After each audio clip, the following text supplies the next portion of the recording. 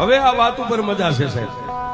પણ કાનિયો જોગી ધીમે ધીમે ધીમે ધીમે ધીમે ધીમે ગામડે ગામડે ગામડે ગામડે રાત રહેતો સાહેબ એ કામરૂ દેશની સરહદ કહેતા કામરૂ દેશના સીમાડે ગયો.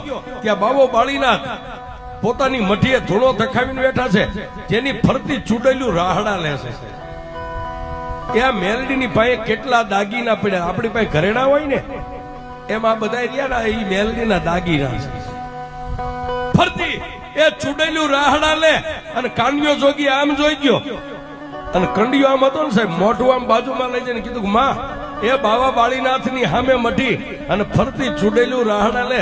અને તેથી કાનિયા જોગીને માતા મેરડીએ કીધું કાનિયા થડકતો નહીં, બીતો નહીં, ધીમે ધીમે એ ડગલે ડગલે મને મેલડીને યાદ કરતો કરતો બાવા બાળીનાથની મઢીની બાજુમાં જા. કાનિયો જોગી કે પણ મારી આટલી બધી ચૂડેલું મને ભરખી જાય છે કે દીકરા તારે નથી જોવાનું. એ કાનિયા તને હજી મારી ભક્તિની ખબર છે, તને મારી શક્તિની ખબર નથી કે હું મેલડી કેવડી છું.